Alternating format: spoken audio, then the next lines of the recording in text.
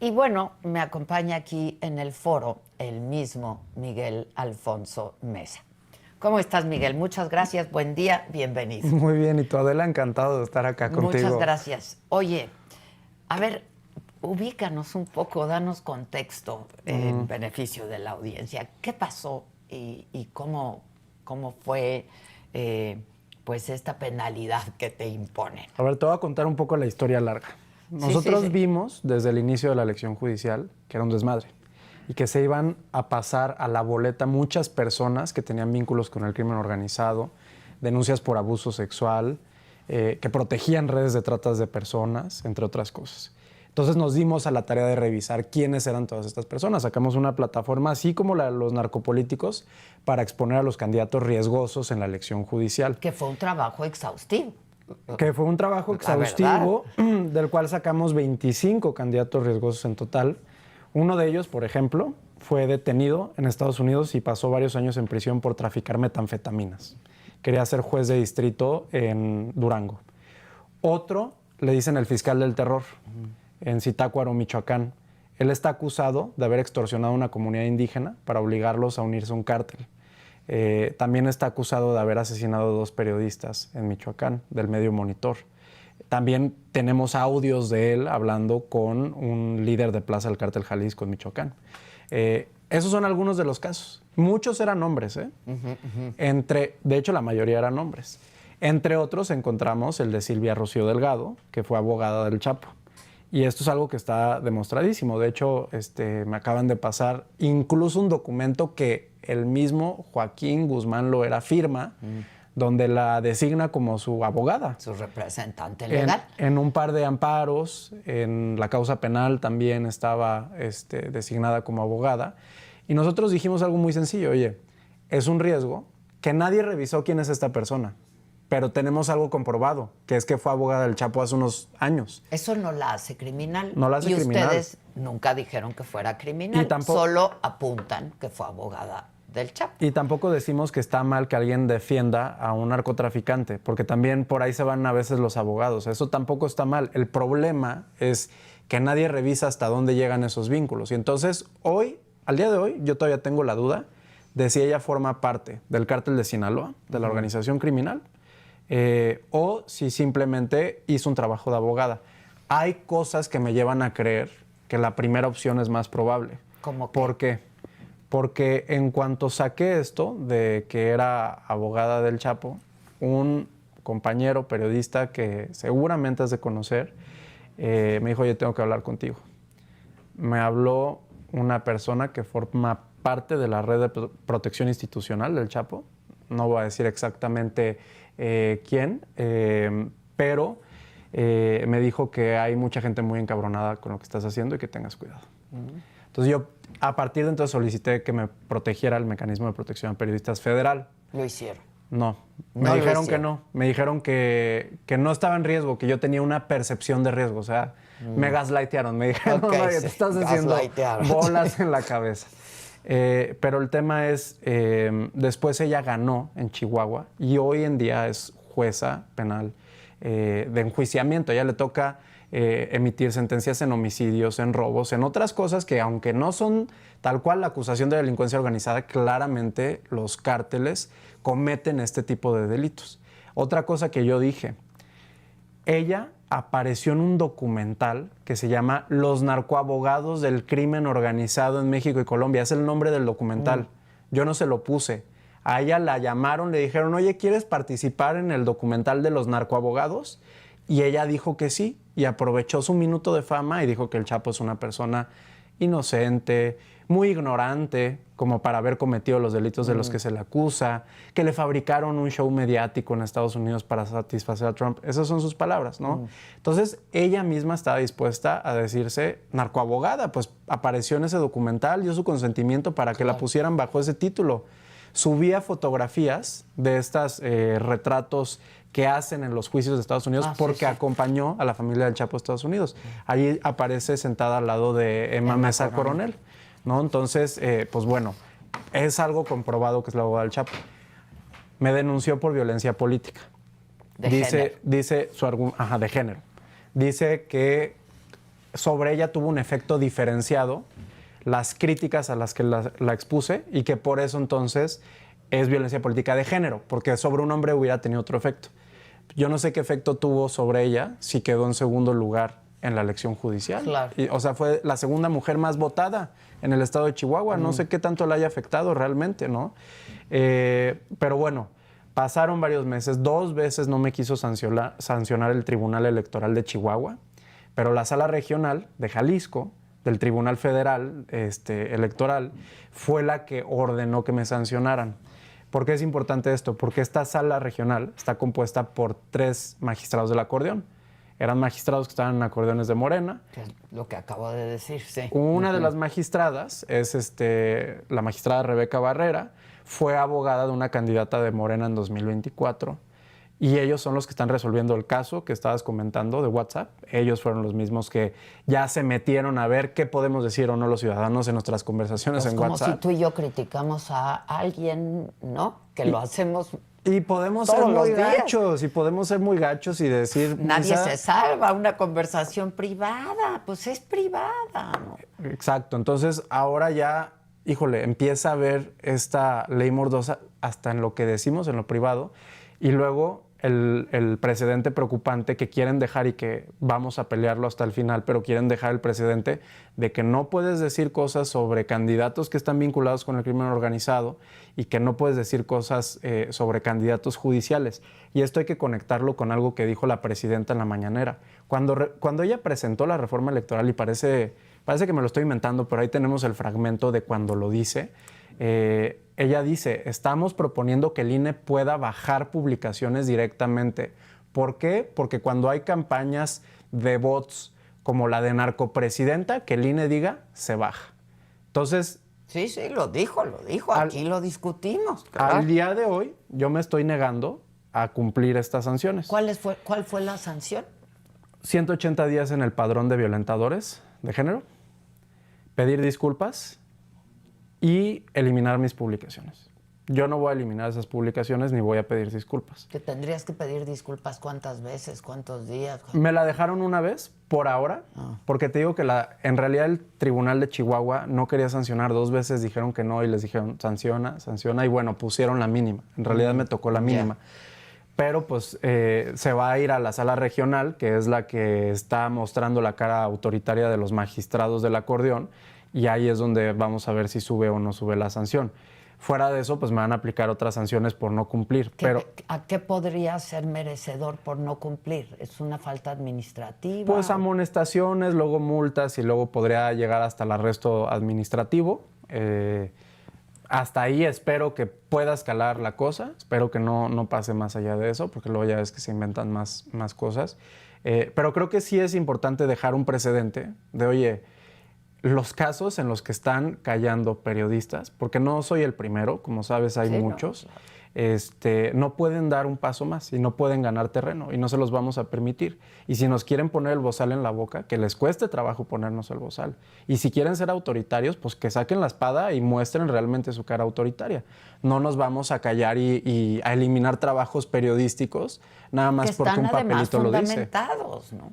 Y que nadie lo y evidenciados, sí, pues. Sí. Y nadie lo ha desacreditado. Ella misma en varias entrevistas ha reconocido que sí era la abogada del Chapo, ¿no? Es todo lo que yo dije de ella. Yo no he dicho ni que fuera incapaz para el cargo, ni nunca utilicé un estereotipo de género en su contra. Simplemente, oye, es un riesgo que ahora vayas a resolver tú casos de los chapitos, porque va a resolver casos de los chapitos. Es el tipo de casos que le llegan a ese tipo de jueces. Claro. Cuando era la abogada del Chapo, ¿no?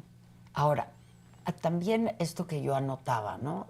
Y seguramente estarás de acuerdo conmigo, y que también es preocupante, porque sí existe la violencia política de género, sí existe, pero hay un abuso ahora de la figura, ¿no? Porque no hay violencia política de género en este caso, por ejemplo. Claro. El problema, a ver, la violencia política debe ser sancionada. Es correcto que nuestra legislación contemple sanciones para eso. Sí hay mujeres que las críticas que se enfrentan cuando buscan un cargo público es a ti te puso fulano de tal porque tuviste relaciones sexuales con él, porque tal, y tú no tienes mérito y eres una inepta para... Ese tipo de cosas está bien. El problema no es que exista la figura de violencia política de género. El problema es que el Estado mexicano tiene una política de censura que permea en todos lados.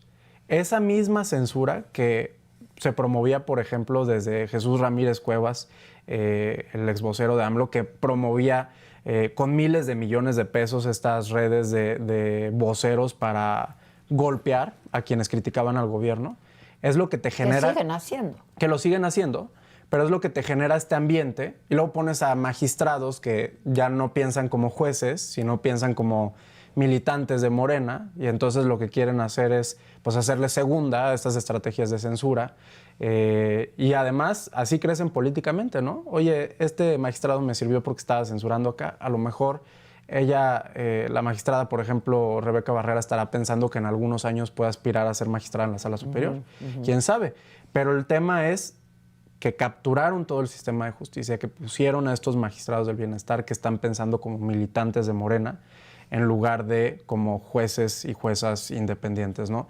Y ese es el problema. El problema no es que se sancione la violencia política de género, es que este sistema de justicia va a encontrar cualquier excusa para, pues, chingar a un ciudadano. Sí, sí. Como lo hicieron encontrando la excusa del WhatsApp, ¿no? O sea, eso es algo que pues no contemplaba la ley y de todas formas se lo inventaron. También está fuera de todo entendimiento, ¿no? Hay canciones que me gustan mucho sobre pues, temas revolucionarios y demás, y hay una que dice, oye, antes de que tengamos que hablar bajito en las cafeterías y antes de que tengamos que escribir los mensajes en las paredes de los baños, tenemos que hacer algo, ¿no? Entonces, por eso el tema de no cumplir, yo creo que muchos ciudadanos salieron al quite. Esto no es algo que se trata de mí, es algo que se trata de la libertad de expresión de todos, porque cuando sancionan a uno... Ha habido un gran apoyo ciudadano, a tu persona en este caso, sí. Pero tiene que ser al principio, ¿no? Al mismo tiempo, pues a ti, pero claro. al principio de la libertad. Y de eso se trata esto, de que todos defendamos ahorita la libertad de expresión. Este es un caso que nos puede servir para hacerlo, además en un momento crucial. Porque ahorita mañana van a discutir en la Cámara de Diputados si el INE tiene la posibilidad de bajar publicaciones. Y entonces imagínate que ahora te pueden bajar un programa de YouTube. Por decir esto, por tener esta conversación, ¿no? Por tener esta conversación. Y justo que se está discutiendo la reforma electoral, ahora que lo dices, la verdad es que lo que hemos venido diciendo es que no se le dio prioridad en la reforma electoral a que no hubiera intervención del crimen organizado en las elecciones. Y ustedes están haciendo un trabajo que debieran usar los partidos políticos, claro. Por ejemplo, ¿no? Para no poner candidatos que han estado expuestos o coludidos con nosotros el crimen organizado. Se lo mandamos a la presidenta, nuestras propuestas. Se las mandamos a varios partidos.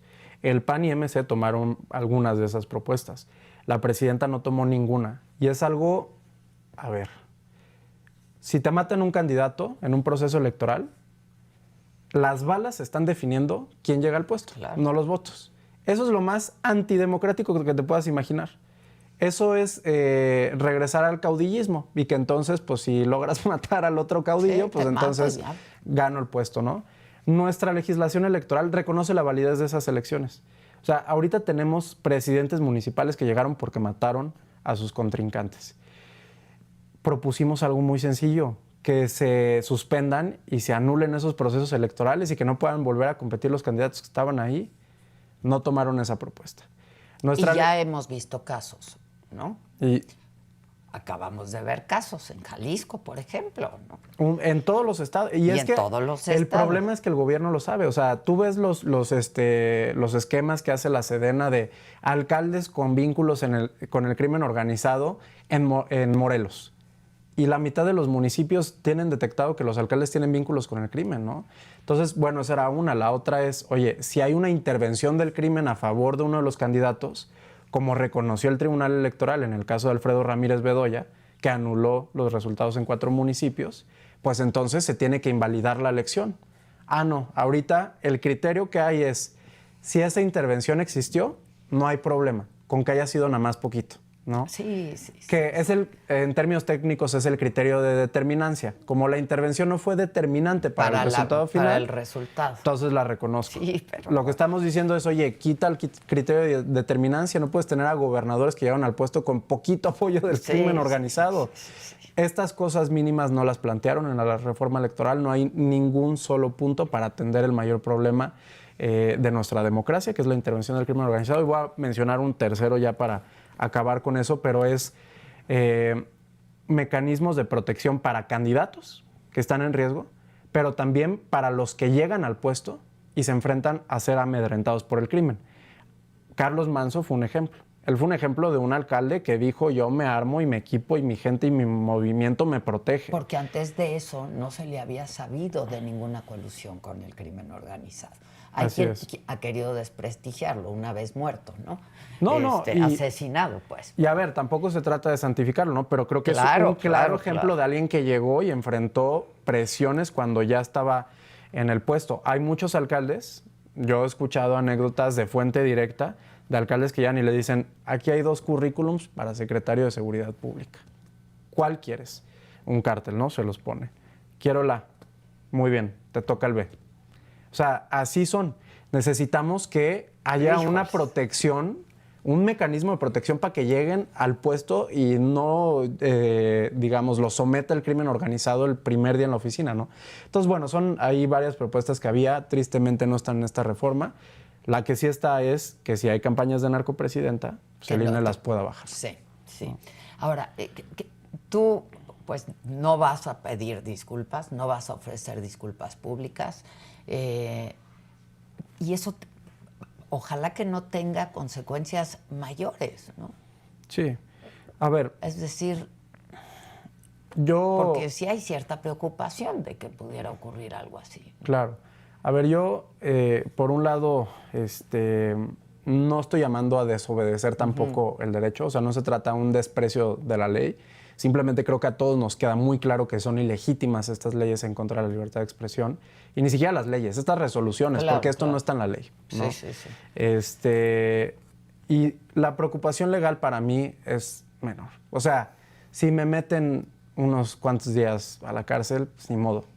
O sea, el problema es que conforme más avanza esto, más parece que sí era una abogada que está con el cártel de Sinaloa, ¿no? Y que el hecho de que nosotros hayamos mostrado eso sí los puso en aprietos, porque dijeron, oye, ya vamos a poder operar porque tenemos a nuestra jueza ahí, y ahora resulta que la jueza tiene la lupa del mundo en su cara, ¿no? Entonces, sí hay un riesgo de seguridad sobre todo, pero bueno, por eso también agradezco que tantas personas salgan a respaldar esto y que se convierta en un tema, yo lo he dicho. Es que tiene que ser un tema de todos. Sí. Porque ya estamos viendo que hay una resolución también, porque no solamente es de periodistas, ¿no? De 2 privados en una conversación. Y tenemos que hacer algo, mira. Ciudadanos. Hay voces como la tuya, como la de otros compañeros, que a veces sí se siente como que son una llama en la oscuridad. Son pocas las personas que consistentemente se atreven a decir las cosas.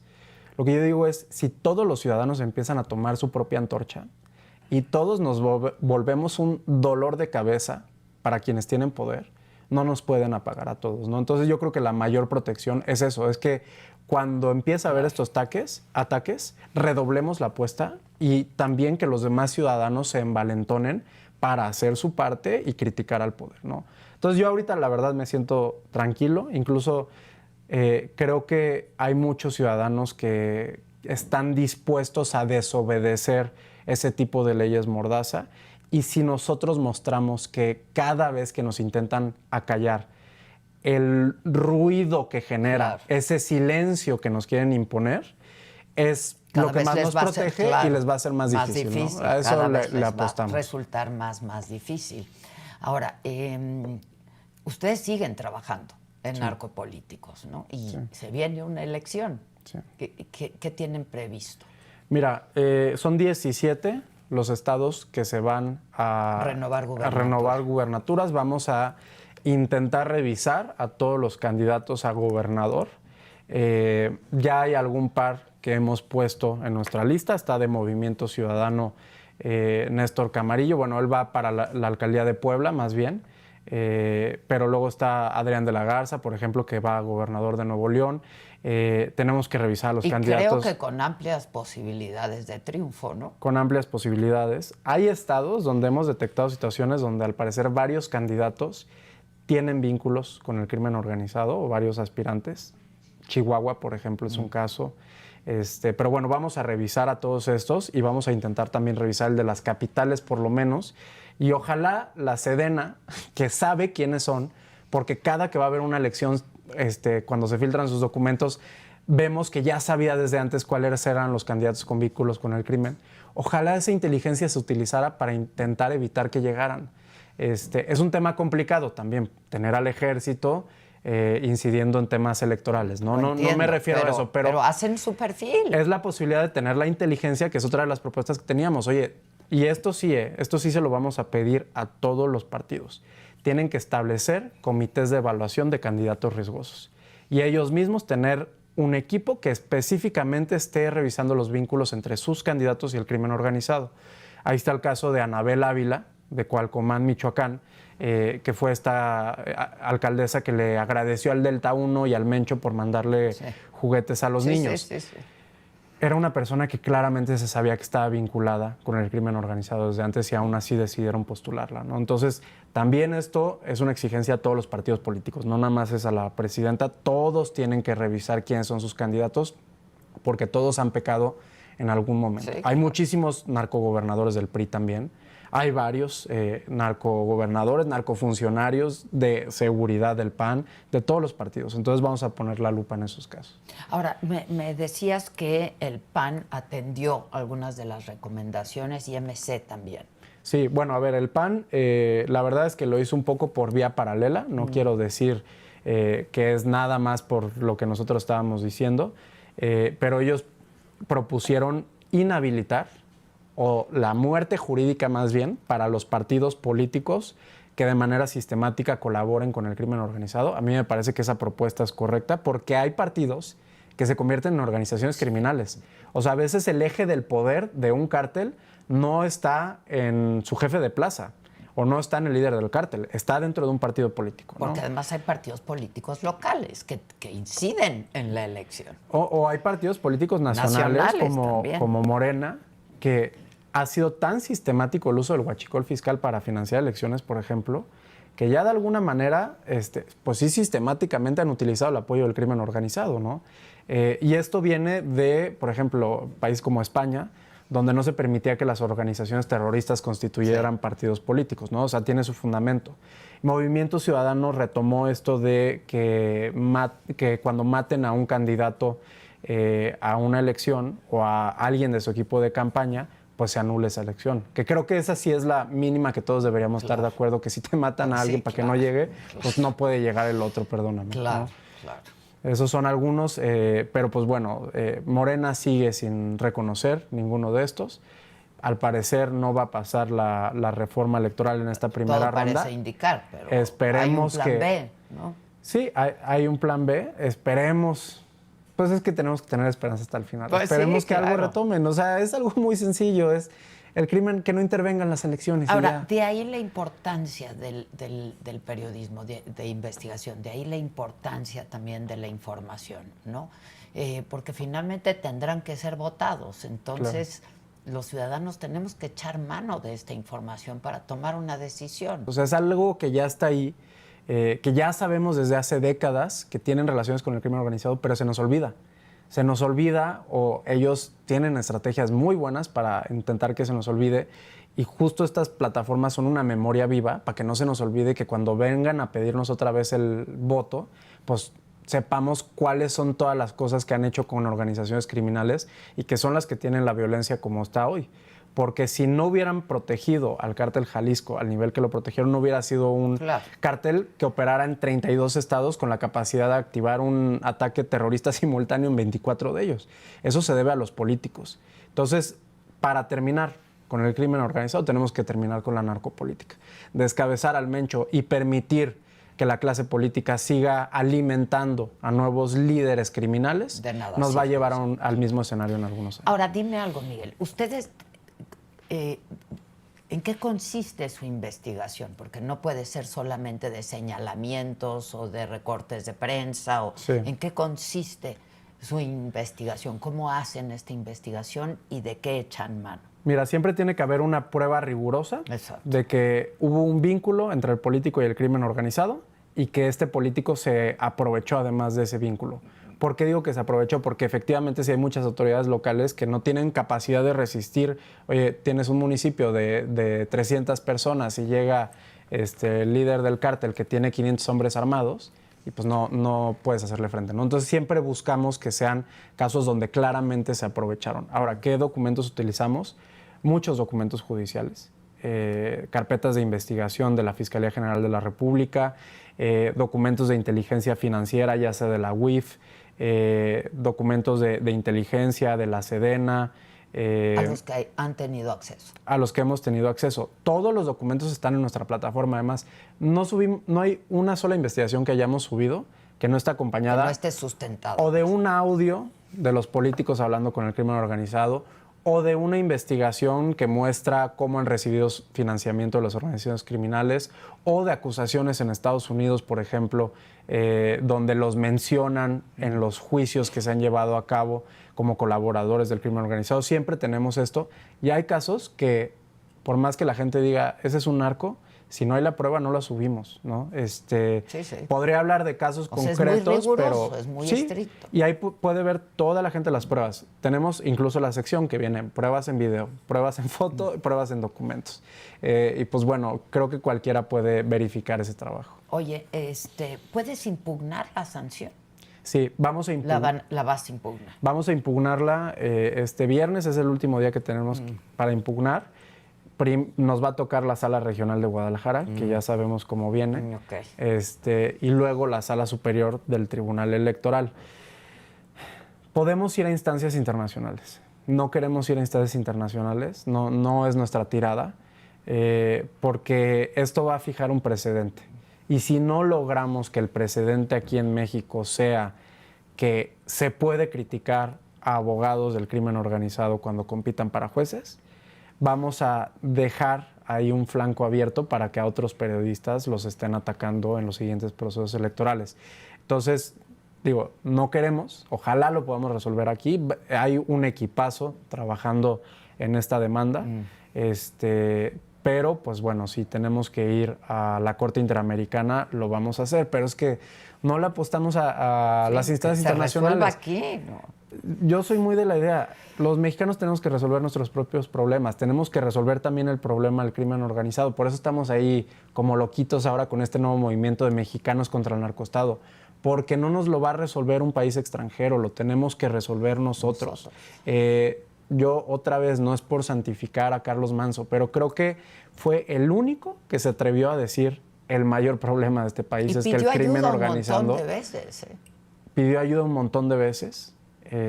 Lo dejaron solo, pero creo que somos muchos los mexicanos que encontramos a alguien que nos representara en esa voz. Y tenemos que retomar eso, porque honestamente Estados Unidos no va a resolver el problema específico que nos afecta a los mexicanos. Va a resolver el problema que les afectan a ellos. Claro. Pero ahí hay muchos escenarios donde, digamos, si ya no hay tanto tráfico de fentanilo y demás y Estados Unidos está contento, pues a lo mejor nos dejan con el mismo desmadre en casa, ¿no? Problema aquí, claro. Miguel, pues toda nuestra solidaridad, por supuesto, y yo agradezco además siempre la confianza de que vengas aquí, de que pues estemos hablando de estos temas porque son muy importantes y ahora pues nos va la información de por medio, el derecho a la información, es un derecho a la información de por medio, ¿no? De todos los ciudadanos. Entonces, pues agradecerles su trabajo a todos ustedes. ¿Cuántos son en la plataforma? Mira, mi equipo somos como 5 personas. Hay un par más que están investigando, está quienes hacen las publicaciones de redes sociales y quienes nos organizan los ciudadanos, pero pues también está, como sabes, Luis Chaparro, sí, claro. De Pie de Nota, y Oscar Valderas. Claro. Entonces, bueno, la verdad es que es un equipazo y cada vez está creciendo más porque también hacemos equipo con la gente que nos manda las denuncias de narcopolíticos de todo el país. Y la verdad es que muchas veces, gracias a los mensajes que nos mandan, gracias a los correos electrónicos, nos damos cuenta de que hay narcos realmente terribles. Ponen la lupa ahí, claro. Realmente terribles, ¿eh? O sea, hay presidentes municipales sanguinarios en este país. Y pues bueno, gracias a que las personas se atreven a mandar un correo, que a veces lo hacen con mucho miedo, sí, claro, es que los podemos detectar. O hasta anónimo, ¿no? Pero claro, sí. Justo dónde los pueden ver y cómo pueden ponerse en contacto con ustedes. La página es narcopolíticos.com y tenemos nuestras redes sociales, narcopolíticos_ y también el correo info@narcopolíticos.com. Por cualquiera de los 3 medios, por mensaje nos pueden mandar la información que tengan. Ya sé que tenemos ahí muchos pendientes. Bueno, es que pues no se dan abasto. Ya nuestra lista va cerca de los 200 narcopolíticos que tenemos pendientes de revisar, ¿no? Entonces, bueno, ahí vamos poco a poco, pero les agradecemos mucho que nos manden la información. Bueno, y yo te agradezco una vez más que estés aquí y estamos para sumar. Muchas siempre. Gracias, Adela. Gracias. Cuídate mucho, Miguel. Gracias. Híjoles, vamos a ver qué pasa, pero cuídate mucho. Y entiendo que no es por rebeldía, es por resistencia, ¿no? Claro. Muchas gracias. Oigan, pasando a temas también de seguridad. El domingo por la tarde se registró un ataque armado. Este ataque armado se dio afuera de las instalaciones de una clínica, es la clínica Gire de la Patrulla Espiritual. Esto es en Tijuana. Este ataque dejó un saldo de una persona muerta y un herido. Pero para enterarnos bien todos los detalles de este caso, es que en este momento nos vamos a enlazar con el líder justamente de la Patrulla Espiritual, con Jesús Ignacio Zuna Torres. Él es mejor conocido como el Chiquilín. Jesús, ¿cómo estás? Buen día. No te escuchamos, Jesús. Ponle el micro. A ver, ahí. Ya, ahí estás. Muchas gracias. Buenos días. ¿Cómo estás, Jesús? Muy bien, gracias a Dios, bendecido. Oye, a ver, cuéntanos un poco qué hace la Patrulla Espiritual, qué es la Patrulla Espiritual, a reserva de que hoy hago pública la invitación para que en próximo